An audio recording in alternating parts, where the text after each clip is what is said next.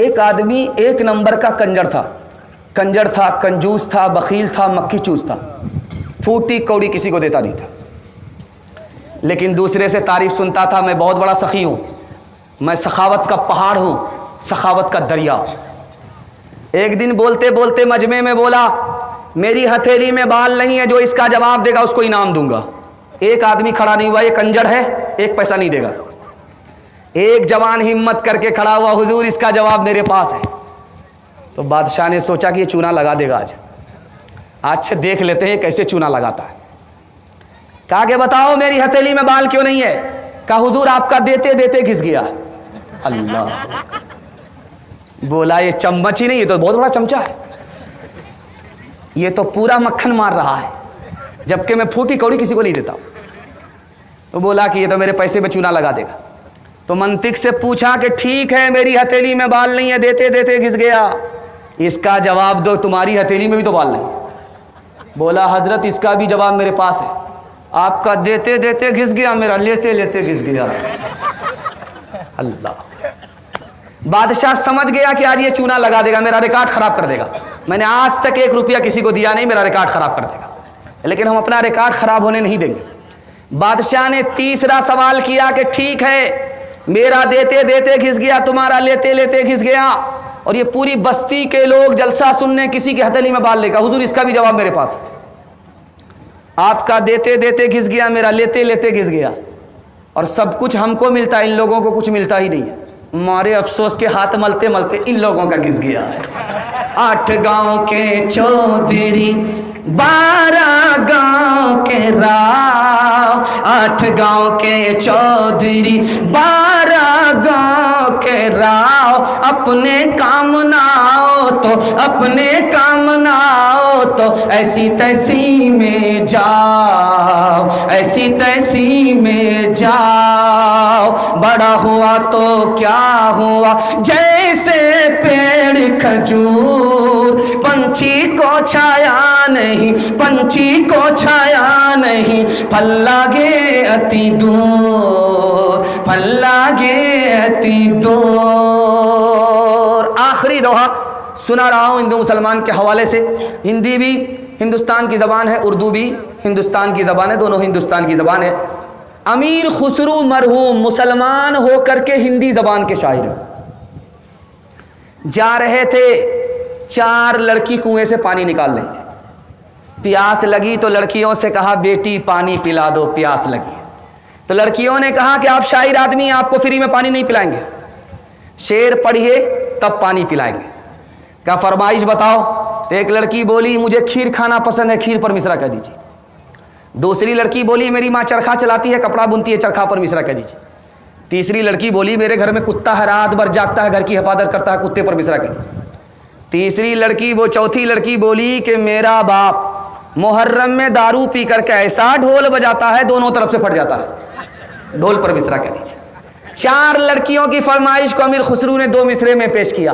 खीर पकाई जतन से, चरखा दिया जलाए, खीर पकाई जतन से, चरखा दिया जलाए, आया कुत्ता खा गया, आया कुत्ता खा गया, बैठ के ढोल बजा, ला पानी पिला।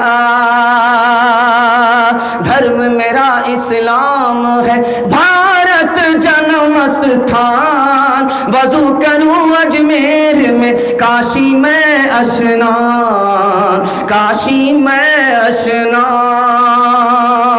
मुसलमान हूँ जात का, हूँ भारत की धूल, आंखें मेरी राम है, हृदय मेरा रसूल, हृदय मेरा रसूल। पैगाम खत्म हो गया। औरतों के हवाले से सिर्फ 5 से 7 मिनट का जलसा रह गया। आप लोग सुनने के लिए तैयार हैं? हाथ उठाइए इंशाअल्लाह। बान से ज्यादा साली पर मेहरबान होंगे, हाथ उठाइए इंशाअल्लाह। ये देखिए, ट्रेन में अंग्रेज बोला मुझको मुसलमान मर्द पसंद है, औरत पसंद नहीं। तो मुसलमान आलिम ने पूछा कि क्यों भाई, हमारी औरत का क्या कसूर है, तुमको हमारी औरत पसंद नहीं, मर्द पसंद है? जब औरत घर के अंदर होती है जेल की तरह रहती है, जब घर से बाहर निकलती है बुर्का ओढ़ करके निकलती है तो जैसे कफन में मुर्दा वैसे ही औरत, मुझको मुसलमान औरत पसंद नहीं है। हजरत ने कोई जवाब नहीं दिया, चाकू निकाला, नींबू काटना शुरू किया, रस निकाल करके शरबत बनाया। जब पीने लगे तो अंग्रेज से कहा मैं तो अपना शरबत पी रहा हूं और आपके मुंह में नींबू कटने की वजह से जो पानी आया वो शरबत आप पी जाए। बोला हजरत आप बिल्कुल सही कह रहे, जब नींबू कटता है देखने वाला अपनी आंख से देखता मुंह में पानी आ जाता। हजरत ने मौके का चौका मारा। हमारी औरत जब पर्दे से बाहर होती है, आपे से बाहर होती है, सड़क पर आती है तो आवारा लोगों के मुंह में इसी तरह पानी आ जाता जैसे नींबू देखने वाले के मुंह में पानी आ जाया करता है। हजरत अभी बैठे ही थे, बयान करने के लिए एक जवान लाठी लेकर के खड़ा हुआ। कहा हजरत सब पर बयान कीजिएगा, पर्दा के ऊपर मत बोलिएगा, लाठी हाथ में। तो हजरत ने कोई जवाब नहीं दिया। नोट निकाला 100 का ये 100 का नोट है, इसको ऊपर की जेब में रखते हो। ये 500 का नोट है, इसको बीच की जेब में रखते हो। और ये 2000 का नोट है, अंडरवियर की जेब में रखते हो, नीचे की जेब में रखते हो। और अल्लाह का बंदा, दौलत की हिफाजत करते हो, औरत की हिफाजत नहीं करते। याद रखना, 100 बार याद रखना, दौलत जाएगी वापिस आएगी, औरत की आबरू एक बार जाएगी कभी वापिस नहीं आएगी। लोग सुना करते थे कि मुसलमान डांस करेगा, मुसलमान डांस देखेगा, लेकिन हम अपनी आंख से देख रहे हैं मक्का शहर में, रियाज राजधानी में सलमान खान जाकर के डांस कर रहा था, मोहम्मद बिन सलमान डांस देख रहा था। आज हम उस कयामत को अपनी आंख से देख रहे हैं। डीजे का डांस चल रहा था, अली नाम का लड़का डांस कर रहा है, फातिमा नाम की लड़की डांस कर रही है। तो एक आदमी बोला पैसा छींटते हुए कि वाह रे लड़की क्या डांस किया। बगल का आदमी बोला वो लड़की नहीं है लड़का है। ये बोलता सॉरी मैडम।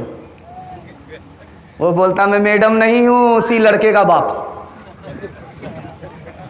जिस्म पर लिबास की कमी अजीब लगती है, मुझे अमीर बाप की बेटी गरीब लगती है।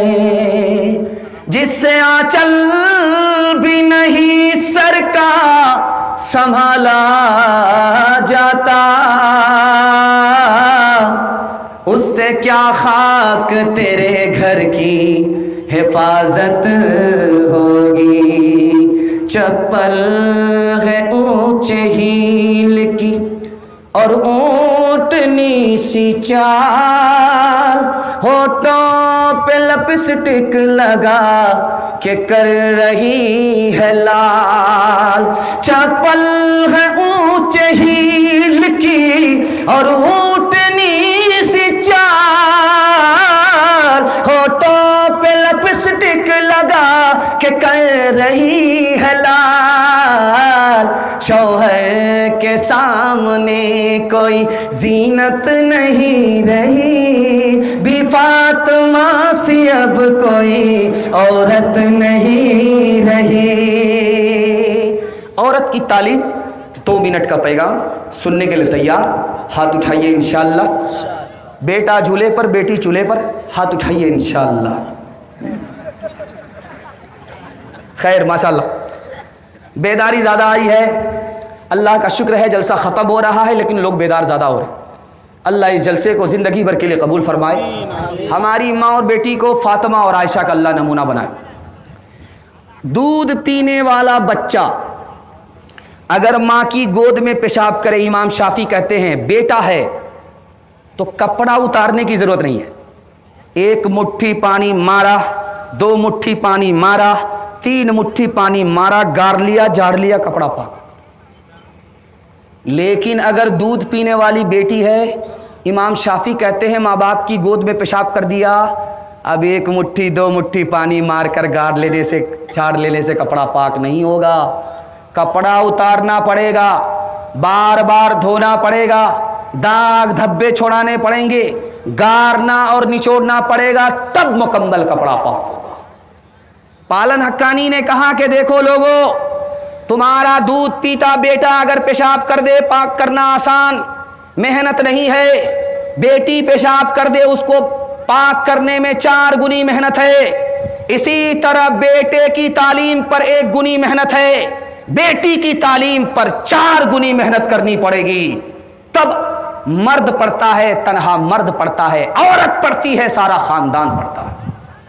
पालन हक्कानी ने कहा कि बेटे से ज्यादा बेटी को तालीम दिलानी पड़ेगी 4 गुनी। क्यों? बेटी 4 मंजिल में पहुंचती है। पहली मंजिल में वो बेटी है, दूसरी मंजिल में वो बीवी है, तीसरी मंजिल में वो माँ है, चौथी मंजिल में वो सास है। आपको बीवी को पढ़ाने की जरूरत नहीं, बीवी का हिस्सा बेटी को पढ़ा दीजिए, यही बेटी आगे चलकर 1 नंबर बीवी बनेगी। माँ को पढ़ाने की जरूरत नहीं है, माँ का हिस्सा बेटी को पढ़ा दीजिए, यही बेटी आगे चलकर 1 नंबर माँ बनेगी।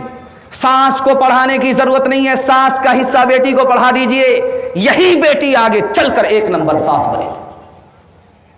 सुबह हो रही थी, बादशाह को 4 बीवी, मालूम करना चाहता था कि कौन पढ़ी लिखी है, कौन जाहिल है।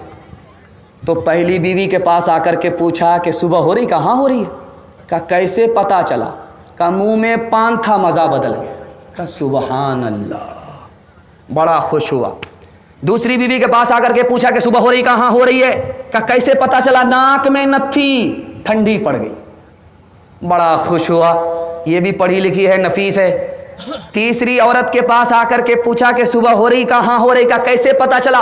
का लालटेन की रोशनी धीमी पड़ गई, इससे पता चला सुबह हो रही। माशाअल्लाह, बड़ा खुश हुआ। अब आया जाहिल की अम्मा के पास, जो सबसे बड़ी जाहिल थी, जाहिलों की खाला थी। उसके पास आकर के पूछा कि सुबह हो रही है? कहा हो रही है। क्या कैसे पता चला? क्या जैसे रोज़ पता चलता है। क्या रोज़ कैसे पता चलता है? पेशाब आ रहा है, पखाना आ रहा है, बराबर पता चलता है, रोज़ पता चलता है। ये चाहे तो जन्नत ही घर को बना दे, ये चाहे तो दोज़ख ही उसको बना दे, ये चाहे तो इज्जत हमारी करा दे, ये चाहे तो जिल्लत में हमको गिरा दे, ये चाहे तो रुसवा ज़माने में कर दे, ये चाहे तो इज्जत के फट जाए पर्दे, ज़माने की रफ्तार,